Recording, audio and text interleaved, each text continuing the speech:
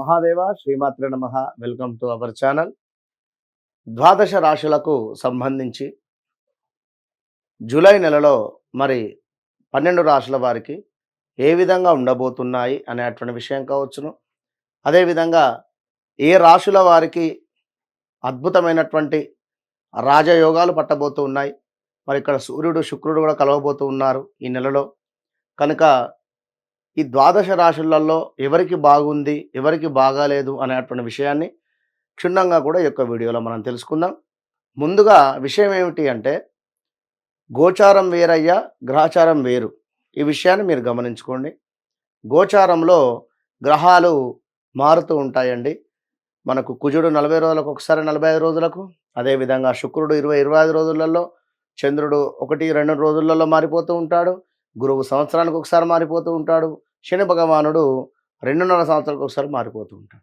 కానీ మీరు జన్మించినటువంటి సమయంలో ఒక లగ్నం అనేటువంటిది ఒకటి ఏర్పడుతుందండి. అది 100% కరెక్ట్. అందులో ఏ గ్రహాలు కూడా మారవు.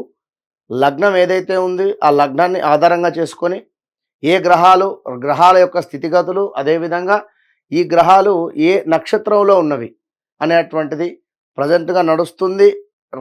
పాస్ట్ ఏ విధంగా ఉంది, రేపు ఏ విధంగా ఉండబోతూ ఉన్నది అనేటువంటిది క్లియర్ కట్గా అర్థమవుతుంది. ఎందుకంటే సబ్జెక్ట్ ఉంటే అమ్మవారి దయ వలన తప్పకుండా డేట్ ఆఫ్ బర్త్, పుట్టిన సమయం కొట్టగానే వారి యొక్క జాతకం మనకు దర్శనమిస్తుంది.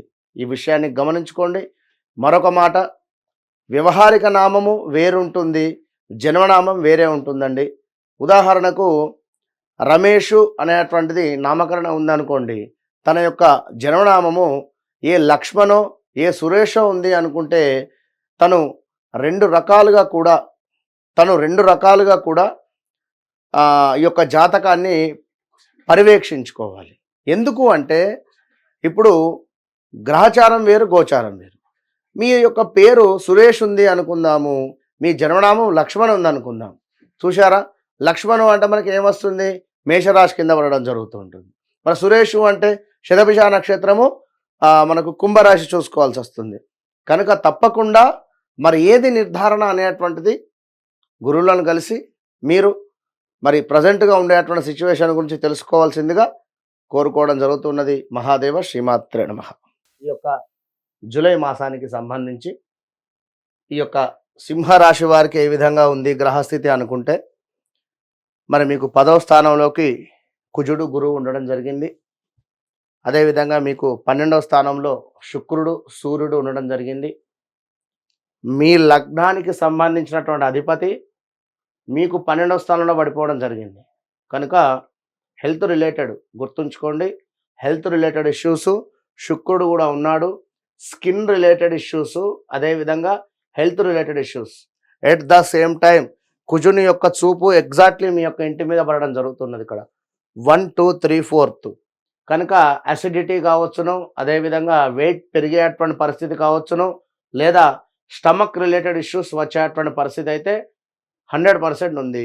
మరి ఇక కుజుని యొక్క చూపు ఇక్కడి నుండి సప్తమ దృష్టి, పంచమ దృష్టి అంటే 4, 5 అంటే సింహరాశి వారికి 4వ స్థానాన్ని, 5వ స్థానాన్ని కూడా ప్రేరేపిస్తున్నాడు. ఇక్కడ మనకు 4 అంటేనే హౌస్ చేంజ్ కావచ్చును, అదేవిధంగా స్థాన చలనం కావచ్చును, కొంత 2 వీలర్ 4 వీలర్ వస్తువులు కూడా వస్తవి. మరి ఇక్కడ పంచమాత కూడా ఉంది. కనుక సింహరాశి పిల్లలు ఎవరైతే ఉన్నారో వారు కొంత జాగ్రత్తగా ఉండాలి. సింహరాశికి సంబంధించి ఎవరైనా ఇల్లు కట్టుకోవాలి అనుకుంటే కొంత ఇప్పుడు బలం తక్కువగా ఉంది.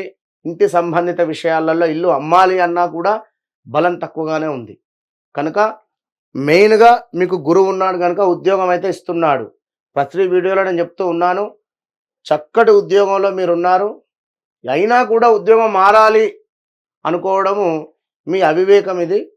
కనుక మీరు పుట్టినప్పుడు ఏర్పడినటువంటి ఆ యొక్క లగ్నం ఏదైతే ఉందో దాని అనుసారంగా ఇప్పుడు ప్రజెంట్గా దశ అంతర్దశలు ఏవైతే నడుస్తున్నాయో అవి చూసుకొని మాత్రమే మీరు జాబ్ రిలేటెడ్ స్టెప్స్ తీసుకోండి.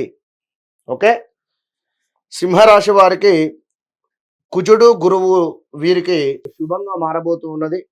మరి ధనధాన్య లాభములు, వస్త్ర లాభములు, చేయు పనులందు జయము, దీర్ఘకాలిక సమస్యల నుండి బయటపడుట, తలచిన కార్యములు నెరవేరుట, అవసరాలకు ధనము అందుట, విద్యా ఉద్యోగ లాభాలు, నూతన పనులు ఆరంభించుట, అదేవిధంగా మంచి వారితో స్నేహము చేయుట, బంధువులకు సహాయం చేయుట, మనస్సునందు చురుకుదనము, అదేవిధంగా కుటుంబముతో తీర్థయాత్రలు చేయుట, గృహమునకు అలంకారమైనటువంటి వస్తువులు కొనుట, చాలా సంతోషంగా ఈ యొక్క నెల మీకు ముందుకు వెళ్ళేటువంటి పరిస్థితి గోచరిస్తుంది. కానీ మరి యొక్క సూర్య భగవానుడు మరి మీకు అదేవిధంగా శుక్రుడు సూర్యుడు మీకు 12వ స్థానంలో ఉంటే అనవసరమైనటువంటి ప్రయాణాలు ఉన్నవి, ప్రాణాపాయ సూచనలు ఉన్నవి, సమీప బంధు నష్టము ఉన్నది, ఉష్ణ సంబంధ వ్యాధులు ఏర్పడేటువంటి పరిస్థితి ఉన్నది, ధన నాశనము జరిగేటువంటి పరిస్థితి కూడా గోచరిస్తూ ఉన్నది. మరి 12లో శుక్రుడు ఉంటే ఎంత ప్రమాదాలు ఉన్నవి, ఆయుధ అఘాతాలు ఉన్నవి, కొంత కార్య విఘ్నములు ఉన్నవి, ఏదో ఆరాటము విన్నరా, ఈ విధమైనటువంటి పరిస్థితులు అయితే గోచరిస్తూ ఉన్నవి. కనుక సింహరాశి వారికి ముఖ్యంగా ఏమిటి అంటే సప్తమ శని, డైరెక్ట్గా శని మీ లగ్నాన్ని చూస్తూ ఉన్నాడు ఇక్కడ. కనుక వివాహ ప్రయత్నాలు ఆలస్యంగా ముందుకు వెళ్ళేటువంటి పరిస్థితి, ఈ నెలలో తప్పకుండా కూడా వివాహానికి సంబంధించినటువంటి పనులు ముందుకు వెళ్ళేటువంటి పరిస్థితి ఉంది. 1-2 సంబంధాలు తప్పిపోయిన తర్వాతనే సింహరాశి వారికి 3వ సంబంధం కానీ 4వ సంబంధం కానీ సెట్ అవుతుంది. తప్పకుండా మీరు కూడా శని సంబంధిత హోమం చేసుకోండి. శని సంబంధిత హోమం అనగానే ఏదో భయపడకండి. మనము కేవలం 2500కు మాత్రమే శని సంబంధిత హోమాలు చేస్తూ ఉన్నాం మన యొక్క ఆధ్వర్యంలో. బయట ఎక్కడైనా కూడా 20-30 వేలు ఉంటుంది. కనుక ఏదో మీరు తోచిన వద్ద చేసుకోండి, మా దగ్గరికి రావాలని చెప్పే లేదు. జస్ట్ గ్రహస్థితి చెప్తూ ఉన్నాము.